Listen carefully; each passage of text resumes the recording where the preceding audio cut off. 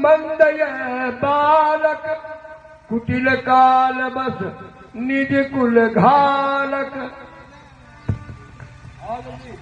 धर्मक जी भाई कई लोग कह रहा है प्रसंग न काटे वही से आखिरी चरण दोहा का वो लगा दिया। आओ जल्दी फटाफट। ऐसा जाओ है तुम तो बाबा खुदा बाबा बने बनाए बाबा हो बाबा। ऐसे मरमक के कुटिल काल बस काल के वशीभूत होने वाला है निज कुल घालक। अब हम ये चाहते हैं कि आप अभिभावक हैं, आपके संरक्षण में ये बालक है, तो इन्हें समझाओ और इन्हें बताओ, हमारे विषय में इन्हें बताया जाए, नहीं फिर आप मुझको दोष मत दीजिए। भानुवंश राकेश कलंकु निपट निरंकुश अबुद असंकु। भानुवंश राकेश कलंकु सर्ववंश में चंद्रमा के समान कलंकित बालक है, निपट है, निरंकुश है, अबुध है, असंकु है, इस पर ध्यान दिया जाए। काने कबले हुई है क्षण माही कहा पुकार और मोहनाही। ये काल के ग्रास होने वाला है तत्क्षण, इसलिए मैं बार बार आपसे कहता हूं, फिर आप मुझको कोई किसी प्रकार का कोई दोष मत दीजिए। तुम हट कर जो चाहू उपारा कहीं प्रताप बलरोष हमारा। अगर आप चाहते हो, इसको बचाना चाहते हो, इसको आप बताइए मेरे बल के विषय में, मेरे प्रताप के विषय में, मेरे रोष के विषय में कैसा है प्रस्ताव का जीवन।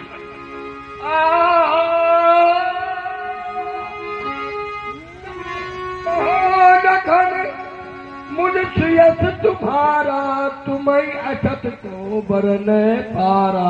इस पर कुछ आप अपनी टिप्पणी दीजिए जो कह चुके हैं ये। हाँ तब तो कुछ हाँ बोलिए भाई। भानुवंश राकेश कंकु, प्रथम तो आप साधु चरित्र शुभ चरित्र कपासु निरस सत गुणमय फल जासु। जो सही दुख पर चित्र दुरावा बंदनीय जग जस पावा। आप बंदनीय तो दुख सह ले, क्योंकि आपके गुरुदेव का मुख टूटा, आपका कथित हुए दुख है और आपकी उम्र 60,000 वर्ष है। इस बालक की आयु 16 वर्ष की है। आपके अनुभव में इसके अनुभव में बहुत अंतर है। आपकी समीक्षा में ये बालक कभी नहीं आ सकता। नहीं, अगर हमारा अनुभव बहुत बड़ा है, उसका छोटा है, तो आपका तो हमसे भी बड़ा होना चाहिए ना। बड़े रंग बदलते हो आप। वो अनुभव जो हमारा है, हमारे अनुभव का विषय दूसरा है। कौन सा वाला अनुभव? कोई अलग सा अनुभव रखते हो का? और आपका अनुभव हमारे अनुभव से किसी समय मिल जाएगा, क्योंकि हम विचारते हैं, आप देखते हैं। बाबा बड़े रंग बदलते हैं। हाँ, आप देख के हम विचार करते हैं, सब जानते हैं। भगवान देखते हैं। यही आशीर्वाद किया थी, काल कवल हुई है छिन्नमाही, यही आशीर्वाद था। ऐसा तो नहीं, आपके फिर आशीर्वाद का क्या होगा? तो ये काल क्षण मात्र में काल कवलित नहीं हो सकता बल, क्योंकि आपका इतना महती आशीर्वाद, उसका क्या होगा? हमारा आशीर्वाद ये थोड़ी है कि तुम एकदम अमर हो जाओ, अजब रहो। हमारा आशीर्वाद ये हुआ है, आशीर्वाद के प्रभाव से समर निडर हो ऐसे सदा। ये निडर तो हमसे हो ही गया, लेकिन निशब्दता तो इससे दिखाई नहीं। ये बालक तो अपना बालकपन हट दिखा रहा है। समर न जीते को ऐसा आशीर्वाद होता है। हाँ, लेकिन ब्राह्मणों के आशीर्वाद तो आप समझाओ ना कि नहीं का आशीर्वाद लेके इन्हें ऊपर का है चढ़ाई बोल रहे हो। अब आप बैठे, इसका मतलब आप करवा रहे हो तो बैठे। अभी आपने भल जोटा देखा, दोनों को जोटा भला देखा। अब आप कह रहे हैं यू बालक और वो बालक, तो ये बालक वही बालक में आपने उस समय नहीं देखा, आपने भल जोटा देखा है, जोड़ा आपने। अरे उनसे पहले हमने आपको देखा है। अब आप इस बालक को बुरा बताइए। पहले हमने आपको देखा, भानुवंश बाबा है हमारे, अब बाबा बड़े अच्छे हैं। अब असंकु, ये निपट है, निरंकुश है, अवोध है। तो ऐसा तो हमें कुछ दृष्टिगोचर नहीं हो रहा है, न किसी को भी दृष्टिगोचर हो रहा है, और आपको तो होना ही नहीं चाहिए ऐसा, क्योंकि आप तो बस दृष्टि से देख के काम करते हैं सब। आपकी दृष्टि बालक हंस रहा है। हाँ, ये चंद्रमा राकेश तो अच्छा, आप संभालोगे कि नहीं संभालोगे? बालक ने कोई इस प्रकार का अपराध नहीं किया है। कौशिक कहा क्षमी अपराधु, बाबा पहले के बिगड़ाए। बाल दोष गुण गले न साधु। आप बालक स्वभाव है, आप महान हैं, ज्ञानी हैं, और बाल दोष गुण गिने न साधु। साधुओं की यही विशेषता है। यदि बालक के अंदर कोई गुण भी है तो गुण के तुल्य नहीं है, अगर कोई अवगुण है तो अवगुण के तुल्य नहीं है, उसकी कोई गणना नहीं है। आपकी तो गणना है गुण अवगुण की, गणना नहीं गुण। जो आप वाली गणना है तो वो उसको लाओ ना बाहर। वो तो जो कुछ है सब आपके आशीर्वाद से, सब हमारे ऊपर थोप दो। विधान करुआ सब बैठे बैठे आप रहे हो। ये नहीं कह रहे हो कि क्षमा कर दो अपराध को, या बालक को शांत हो जाओ। बालक को भी नहीं शांत करवा रहे हो। हमें लगता है सबसे बड़ा गड़बड़ खुद ही करवा रहे हो। करना ही पड़ेगा। तो क्षमा करो, ये अवगुण है, हमें अवगुण को नहीं दिखाई पड़ रहा। भीषण गर्मी में मोह रूपी मोजा धारण के लिए घूम रहे हो। नहीं है, राष्ट्रीय वस्तुओं से स्थित है, निपट वाले जो वस्तुओं से रही तो ऐसा भी नहीं है। राज वस्तुओं से बालक सुरक्षित है। मानोगे नहीं, निपट तो आप है, जब बाबा नहीं मान रहे हैं। अपनी वाली बात आप बच्चे पर लगा रहे हैं। हाँ, ध्यान दे। विश्वामित्र जी के चरणों में हमारे भागवत कथावाचक प्रदीप मिश्रा जी की ओर से 20 पुष्पद्रव्य भेंट हुए हैं, और आशीष तिवारी जी की ओर से 15 पुष्पद्रव्य व्यास जी के चरणों में सप्रेम भेंट हुए। तो क्षमा करो अवगुण लक्ष्मण के दोषने के लिए बाला। ये क्या जाने बल को सारा, भगवत है ये दास तुम्हारा। हेलो, तुम मरमत दिव्य सत्तर के क्षमा करो अवगुण लक्ष्मण। बहुत रंग बदलते होगा। अभी तक मान नहीं रहे थे, अब आवाज नहीं है। ले आए हो। रंगनाथ बाबा है, रंगनाथ बाबा। अपराधी गुरुद्रोही खर कुठार, मेरे कुठार की धार बड़ी तीक्ष है और तीव्र है। मैं अकारण को ही क्रोध में भूतो न भविष्यति, मेरे समान न क्रोध करने वाला हुआ है, न होगा, न कभी हुआ था।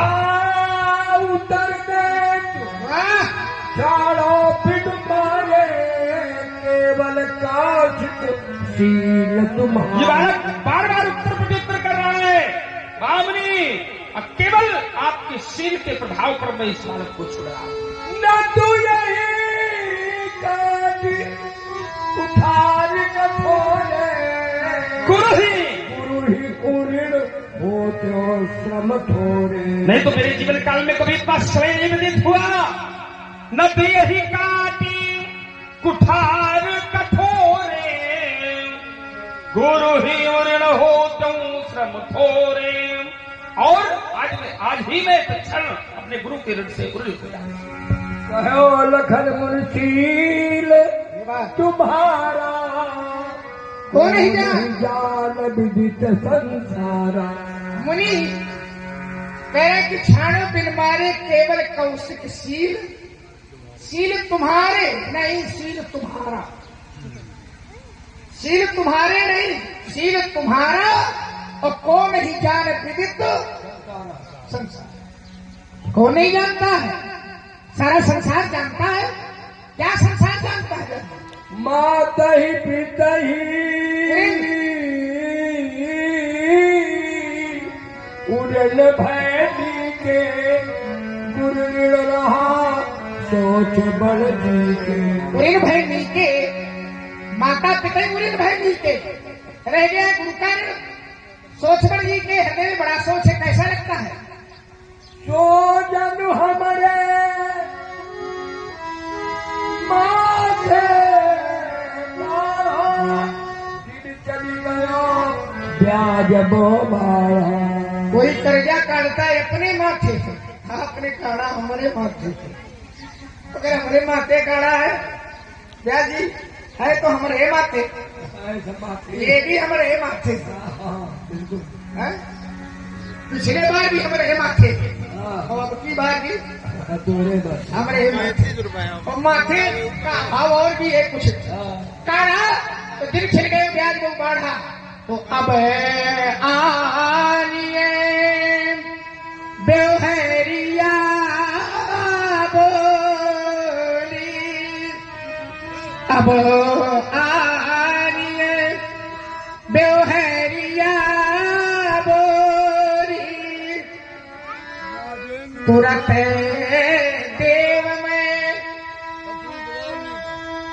थैली खोली, तुरंत देव में। आचार्य शंकर दिगंबर तो जोड़दानी गिरवागार गिरवा के भंडार खजाने भोले बाबा को आप बुलाने महाराज तुरंत तुरंत थैली खोल दूंगा अपना ऋण चुका। बुलाइए व्यवहारियों को। हाँ भाई प्रशांत जी के व्यवहारी आ जाए। जितने भी सभी सदस्य हैं सब उपस्थित हो। असली व्यवहारी लाला या कोई भी बंधु पर। चलिए इस धर्म मंच पर आटा कौन को नहीं तो बताया गया।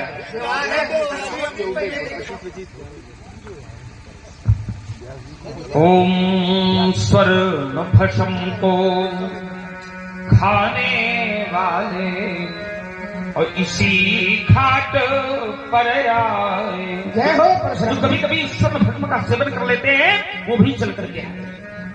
वेद मंत्र को गाने वाले इसी घाट पर आए। ऊंचा महल बनाने वाले जो बहुत बड़े ऊंचे महल बना लेते हैं वो भी चल करके आए। इसी घाट पर आए। अब बिना कफन मर जाने वाले इसी घाट पर आए। लेकिन मनुष्य करता क्या है? बहुत बड़ा परिवार बनाया, बहुत बड़ा झमेला। अजाने का जब समय हुआ तब जावे हंस, तब केवल परिवार जने मिलो। बस इतना ही कर पाए, 4 जने कांधे पर लेकर इसी घाट पर आए। धू धू धू जल रही चिताएं, सबने पीछा छोड़ा। लिपटे रहते जो सीने से उसने भी मुख मोड़ा। कोई कहता बड़ा धनवान है, बड़ा ज्ञानवान है, बड़ा चरित्र वाला है, बड़ा सीलवान है। चाहे कितना भी बड़ा वाला क्यों ना हो, चाहे ज्ञानवान हो, चरित्रवान हो, सीलवान हो, पहलवान हो, चाहे जो कोई हो, कोई सूरमा, कोई धनी, अब कोई ज्ञानी कह देते हैं। पर एक दिन लकड़ों के नीचे चुपके से छिप लेते हैं। फिर उस समय जीव को ज्ञान होता है कि नहीं कोई परिवार हमारा, नहीं मित्र अरुणारी। इतनी बात जानने खातिर उम्र बिता दी सारी। सचमुच ये परमात्मा की लीला है, इसको बड़े भाव से लेना चाहिए। रामलीला मनोरंजन नहीं, आत्मरंजन का। मैं कहा करता हूं बड़े भाग्यशाली होते हैं वो लोग जो अपने जीवन में सदैव धर्म को स्वीकारते। बड़े भाग्यशाली होते हैं वो लोग जो पूर्वजों के द्वारा बनाए गए मार्ग का अनुसरण करते रहते हैं। बड़े भाग्यशाली होते हैं वो लोग जो सदैव परमात्मा की सत्ता को स्वीकारते रहते हैं। बड़े अभागी होते हैं वो लोग जो परमात्मा की सत्ता को नकार देते हैं। बड़े अभागी होते हैं वो लोग जो पूर्वजों के द्वारा बनाए गए मार्ग का विखंडन कर देते हैं। और बड़े अभागी होते हैं ऐसे लोग उस परमात्मा के नाम पर, धर्म के नाम पर नाना प्रकार की व्यवधान उत्पन्न करते हैं। इसलिए बहुत बहुत साधुवाद है, बहुत बहुत शुभाशीष है। आचार्य ऋषि कहते हैं कि पुत्रवती युवती जग सोई और रघुपति भगत जासु सुत होई। वो मां धन्य है जो ऐसे लाल को जन्म देती है, जो सदैव परमात्मा के प्रति, धर्म के प्रति समर्पित हो जाता है। इसलिए बहुत बहुत साधुवाद है, बहुत बहुत शुभाशीष सभी को। हाँ, ध्यान दी। हमारी राजेंद्र मिश्रा